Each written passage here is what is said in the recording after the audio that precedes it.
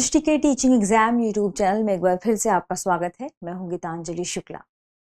जैसा कि आप सभी जानते हैं, हम यहाँ यूजीसी नेट ज्योग्राफी विषय के यानी जितने भी यूजीसी नेट एग्जाम हुए हैं उसमें भूगोल विषय के विगत वर्षों में पूछे गए प्रश्नों पर चर्चा कर रहे हैं। ठीक है, तो बेसिकली हमने इससे पहले भी जितने भी अपने एपिसोड कवर किए हैं उसमें चर्चा कर रखी है कि हम इसे सेगमेंट वाइज लेकर चलेंगे। अभी हम जियोमॉर्फोलॉजी यानी भू आकृति विज्ञान से जुड़े हुए यूजीसी नेट के जितने विगत वर्षों में प्रश्न पूछे गए हैं उन प्रश्नों पर चर्चा कर रहे हैं। ठीक है, तो बेसिकली ध्यान रखना है क्या, विषय ज्योग्राफी भूगोल, इसमें जो पीवाईक्यू प्रीवियस ईयर क्वेश्चंस, ठीक है, पीवाईक्यू जो पूछे गए हैं उन पर चर्चा हम कर रहे हैं।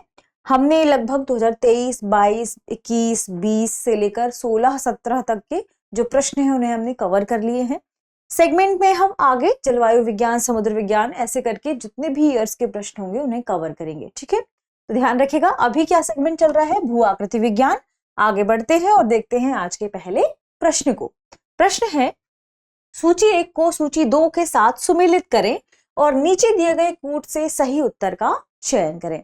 आपके सामने एक तरफ सूची 1 दी हुई है और दूसरी तरफ सूची नंबर 2 है। सूची 1 में आपको अवधारणा दी गई है कि कौन सी अवधारणाएं हैं, ठीक है, और दूसरी तरफ प्रतिपादक यानी उन अवधारणाओं की प्रतिपादक कौन है, किन्होंने उन अवधारणाओं को दिया था। ठीक है, ध्यान रखिएगा। यदि हम अवधारणा की बात करें तो अवधारणा 1 ए है, समप्राय भूमि, जिसके सामने प्रतिपादक होम्स है। और बी में है एकरूपतावाद, जिसके सामने WM डेविस है। सी चतुष्फल की परिकल्पना, जिसके सामने नंबर 3 में हटन है। और चौथा है संवहन धारा सिद्धांत, जिसके सामने नंबर 4 लोथियन ग्रीन है। यह प्रश्न ध्यान रखिएगा जून 2015 के यूजीसी नेट वाले एग्जाम में पूछा गया था।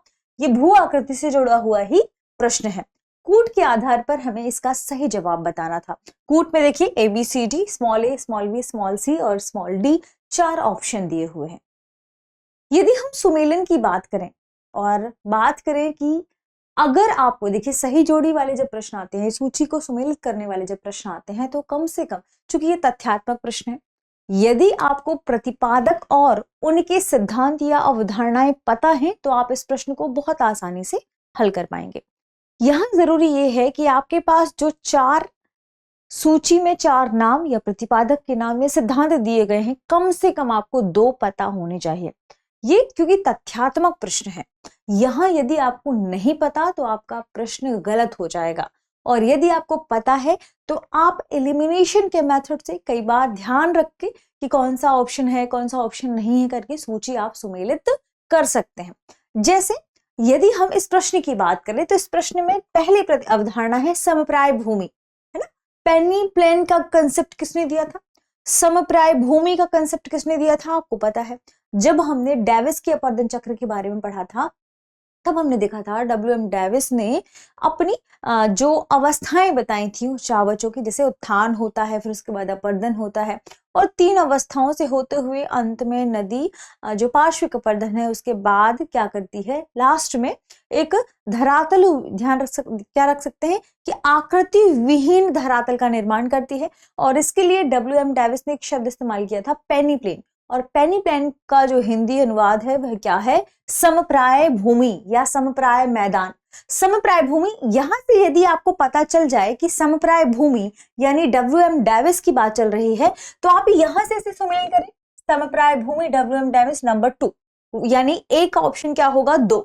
अब आप अपने कूट में देखिए कि ए के साथ 2 कहां पर लिखा हुआ है। ए का नंबर 1 में केवल एक ही ऑप्शन है जिसमें ए का 2 लिखा हुआ है, WM डेविस। समप्राय भूमि के सामने का जो सही जवाब होगा वह होगा WM डेविस। और यदि आप कूट पर जाएं तो आपको एक ही कूट मिलेगा, और यदि आपको यहाँ 3 और नहीं भी पता तब भी आप इसका सही जवाब दे सकते हैं, ऑप्शन ए। यानी आपको सही जोड़ी वाले प्रश्नों में कम से कम 2 पता होने चाहिए। एक पता होगा, इसलिए मैंने इस बारे में चर्चा की कि मान लीजिए कि आपको पहले नंबर वाला ही नहीं पता होगा, ठीक है, तब आप दूसरे तीसरा इनमें से कोई एक पता होना चाहिए। मान लीजिए कि कई बार क्या होता है कि 2 ऑप्शन सेम रख दिया, मान लीजिए यहां भी 2 होता, ठीक है, आपको 2 पहला नंबर पता तो है लेकिन आपके पास 2 ऑप्शन है, ठीक है, तब आपको दूसरा पता होना चाहिए। ठीक है, तब आप इससे कैलकुलेशन या अनुमान लगाकर फिर सही जवाब दे सकते हैं। वैसे तो चूंकि तथ्यात्मक प्रश्न है तो आपको लगभग चीजें मालूम होनी चाहिए, फिर भी आप हर तथ्य तो नहीं रट सकते हैं, इसलिए जरूरी क्या है कि आप 2 के बारे में जरूर देख लें ताकि आप आसानी से इसे हल कर पाए। हालांकि अब तो ऐसे भी प्रश्न फ्रेम कर रहा है यूजीसी नेट कि आपको 3 पता होना चाहिए। कई बार ये कि अगर आप 3 पता है आपको तब आप सही जवाब दे सकते हैं। ठीक है, तो ध्यान रखिएगा। एक रूपतावाद, यूनिफॉर्मिटेरियनिज्म, इसके बारे में हमने खूब डिटेल में चर्चा की थी। प्रीवियस वाले हमारे जो प्रश्न है उनमें हटन का नाम आया होगा। तो हटन वो वैज्ञानिक है जिन्होंने किसके बारे में चर्चा की थी? एक रूपतावाद के बारे में चर्चा की है। तो यूनिफॉर्मिटेरियनिज्म यानी हटन।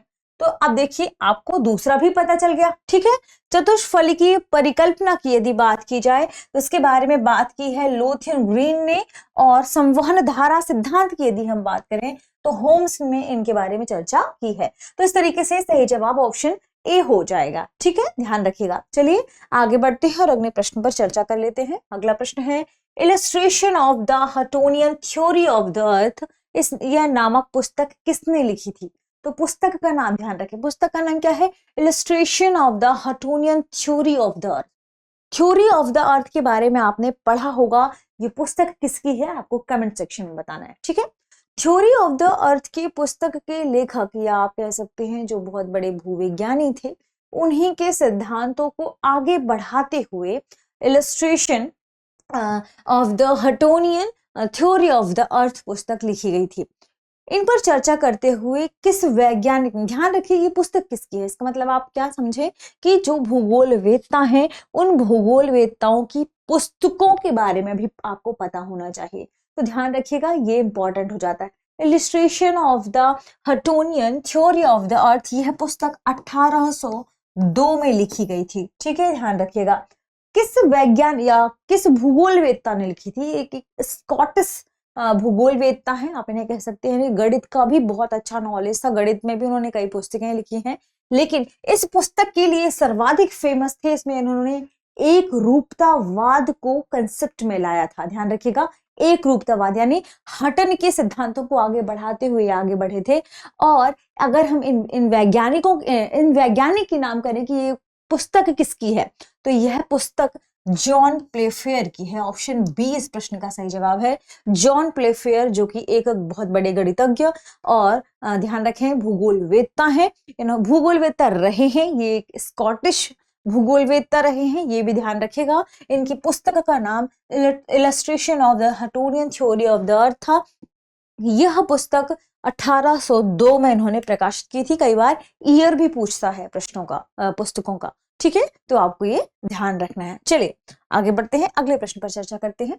अगला प्रश्न है तटीय बालू टिब्बा के निर्माण हेतु बालू कण का आदर्श व्यास होता है। देखिए कितनी छोटी सी चीज पूछी है। तटीय बालू टिब्बा के लिए यदि मान लीजिए कहीं भी किसी भी तटीय क्षेत्र में तटीय बालू टिब्बा बनता है तो उसके निर्माण के लिए जो बालू होते हैं, जो कण होते हैं, उनका व्यास, आदर्श व्यास क्या है?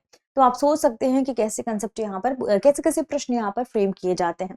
तो छोटी छोटी सी जो जानकारी है प्रश्नों के बारे में, किसी कंसेप्ट के बारे में, किसी आकृति भू आकृति के निर्माण के बारे में, तो वही सारी चीजें क्या हो जाती हैं, इंपॉर्टेंट या महत्वपूर्ण हो जाते हैं। ठीक है, देखिए अब जब बात करेंगे ऑप्शन की, ऑप्शन ए है 0.15 मिलीमीटर, ऑप्शन 2 है 0.50 मिलीमीटर, ऑप्शन सी है 0.25 मिलीमीटर, ऑप्शन डी है 0.75 मिलीमीटर। देखिए जून 2015 के प्रश्न पत्र में यह प्रश्न फ्रेम किया गया था।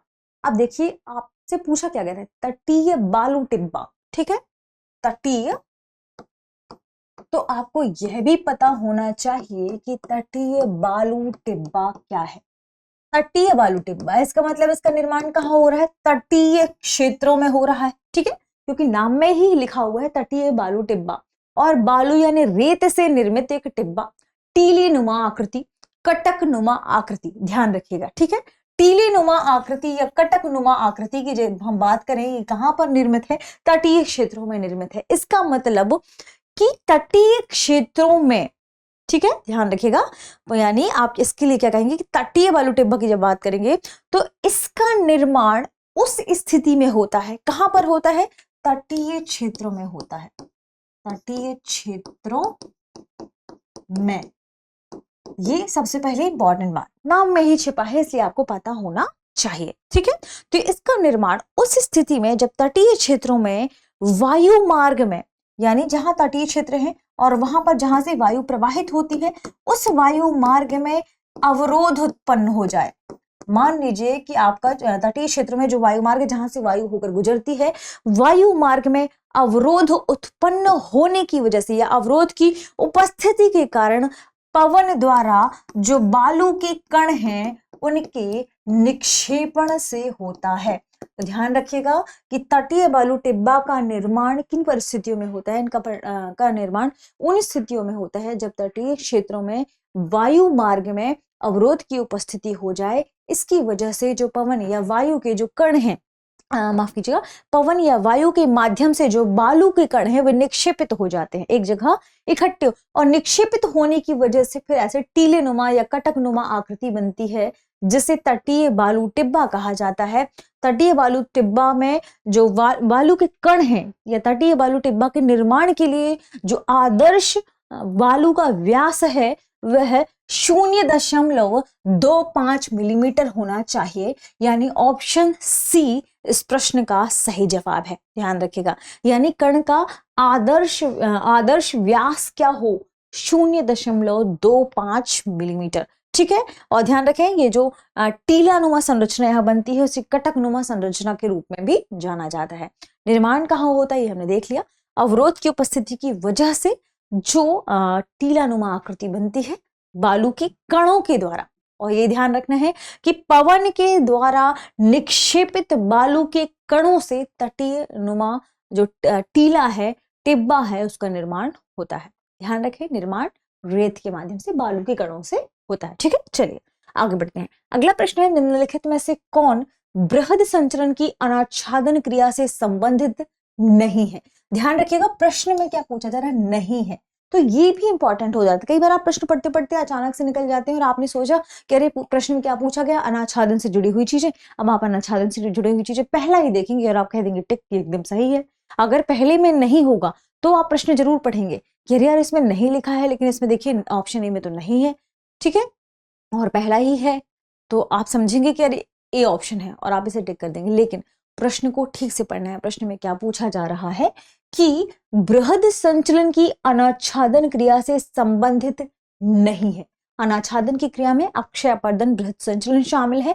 अक्षय यानी चट्टानों का विघटन एवं वियोजन, यानी चट्टानें टूटकर विघटित वियोजित होकर एक ही स्थान पर नीचे उसके टुकड़े इकट्ठे हो जाएं, यह एक स्थैतिक क्रिया है। अपर्दन की जब बात करेंगे तो यही चट्टान के टुकड़े अपर्दन के विभिन्न कारकों जैसे नदी के माध्यम से बहने वाला जल, भूमिगत जल, पवन, हिमनद, इन सभी के माध्यम से क्या हो, स्थानांतरित हो जाए, ये जो कण है स्थानांतरित हो जाएं, तो फिर हम उसे कहते हैं अपर्दन। और जब बहुत बड़ी मात्रा में ये बालू के कण बहुत तेजी से एक स्थान से दूसरे स्थान पर स्थानांतरित हो तो इसे हम क्या कहते हैं, बृहद क्षरण, ठीक है। बृहद यानी बड़ी मात्रा में होने वाला क्षरण, ठीक है, ध्यान रखें। अगर बृहद क्षरण पूछा गया है तो पूछा गया है बृहद क्षरण के अनाच्छादन क्रिया से क्या संबंधित नहीं है, तो ऑप्शन देखते हैं इसके लिए हम। ऑप्शन ए है आधारी अधखनन, ऑप्शन बी है अपविस्तरण, ऑप्शन सी है भूस्खलन और ऑप्शन डी है पंख प्रवाह, ठीक। अब यहाँ आपके लिए इंपॉर्टेंट क्या हो जाता है, जैसे हमने अभी चर्चा की बृहद क्षरण, क्या हो जाता है इंपॉर्टेंट, बृहद क्षरण। देखिए बृहद संचलन में ही निर्मित है, आप इसे बृहद क्षरण भी कह सकते हैं, ठीक है। बृहद संचलन, चूंकि प्रश्न में यही पूछा जा रहा है तो हम इसे ही लिखते हैं, ठीक है। बृहद क्षरण यानी ये उस क्षरण की बात कर रहा है, वहां की बात कर रहा है जो कई रूपों में होता है। ध्यान रखिएगा, जो बृहद क्षरण है वह क्या है, वह कई रूपों में होता है, ठीक है। बृहद क्षरण के लिए इंपॉर्टेंट चीज ये है कि जो जितने भी अपने भूसर्पण, मृदा सर्पण, पंख प्रवाह जो आपने देखा है, ये सभी बृहद क्षरण का ही रूप है, ठीक है। तो ध्यान रखिएगा, एक तो ये कहाँ होगा, पर्वतीय क्षेत्रों में, जितने भी पर्वतीय क्षेत्र हैं उन वाले क्षेत्रों की बात की जाएगी बृहद क्षरण में। तो पर्वतीय क्षेत्रों में सॉरी, गुरुत्वाकर्षण बल के प्रभाव की वजह से बहुत बड़ी मात्रा में, संख्या में जो छोटे छोटे चट्टानों के टुकड़े हैं वे एक स्थान से दूसरे स्थान पर जब स्थानांतरित होते हैं तो इन्हें हम बृहदक्षरण कहते हैं। तो ध्यान रखिएगा, पर्वतीय क्षेत्र में गुरुत्वाकर्षण के बल के प्रभाव की वजह से अवसादों के स्थानांतरण को, अवसादों के स्थानांतरण, अब यहाँ क्या हो रहा है, अवसादों का स्थानांतरण हो रहा है। बड़ी मात्रा में पर्वतीय क्षेत्र में गुरुत्वाकर्षण बल की वजह से अवसाद क्या हो रहे हैं, एक स्थान से दूसरे स्थान पर स्थानांतरित हो रहे हैं और इसी समय जो अपरदन होता है उसे ही बृहदक्षरण कहते हैं। ठीक है, तो बृहदक्षरण एक तो कई रूपों में होता है, जैसे आप ध्यान रखें पंख प्रवाह के रूप में, भूस्खलन के रूप में, या कह सकते हैं आधारी अधखनन के रूप में, मृदा का जो सर्पण होता है, ये सभी दरअसल बृहद संचलन के अंतर्गत शामिल होते हैं। बृहद संचलन में अनेक कारक उत्तरदायी हैं, लेकिन ध्यान रखिएगा अपरदन के कारकों के द्वारा बृहदक्षरण हो ऐसा जरूरी नहीं है। ठीक है, तो इसके लिए कई कारक उत्तरदायी हैं, जरूरी नहीं है वे अपरदन के कारक हो। ठीक है, अनेक कारकों की यदि हम बात करें, जैसे ढाल की ऊंचाई,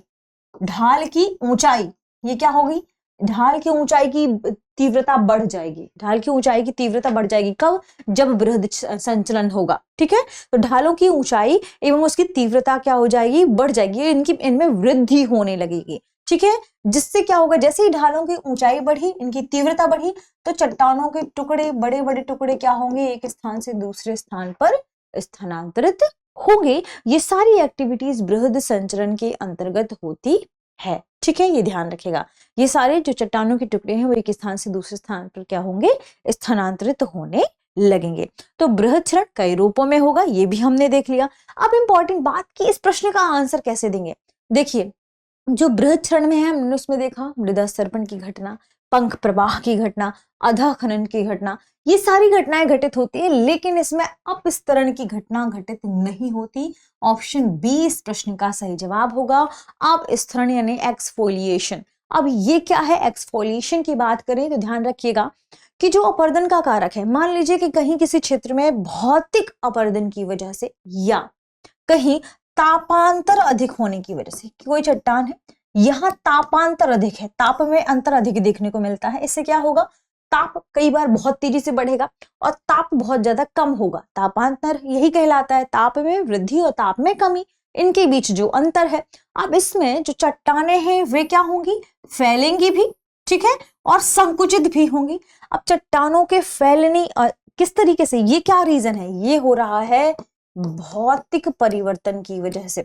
भौतिक परिवर्तन क्या है, भौतिक परिवर्तन यानी ताप में होने वाला अंतर, भौतिक परिवर्तन यानी तापांतर के कारण कई बार ऐसा देखने को मिलता है कि चट्टानों में फैलाव और संकुचन देखा गया, और चट्टानों में जो फैलाव और संकुचन के कारण जो अपक्षयन की क्रिया घटित होती है, अपक्षयन की क्रिया होती है, उसे ही अपस्तरण कहते हैं, एक्सफोलिएशन कहते हैं। तो ध्यान रखिएगा ये बृहदक्षरण के भीतर शामिल नहीं होगी। ठीक है, ये कहाँ शामिल होगी, अनाच्छादन में अपक्षयन के अंतर्गत शामिल होगी।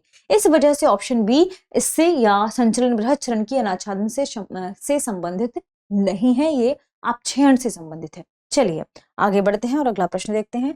अगला प्रश्न है, निम्नलिखित में से कौन सी विशेषताएं पर्वतीय हिमनदन से संबंधित नहीं है। फिर से देखिए प्रश्न में क्या है, नहीं है।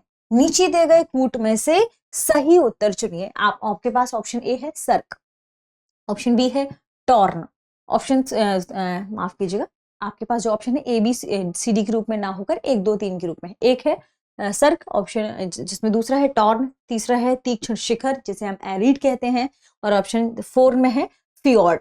अब आपको कूट के आधार पर सही उत्तर चुनना है। दिसंबर 2015 के प्रश्न पत्र में यह प्रश्न पूछा गया था। ठीक है, देखिए अब पूछा क्या जा रहा है, पर्वतीय हिमनदन।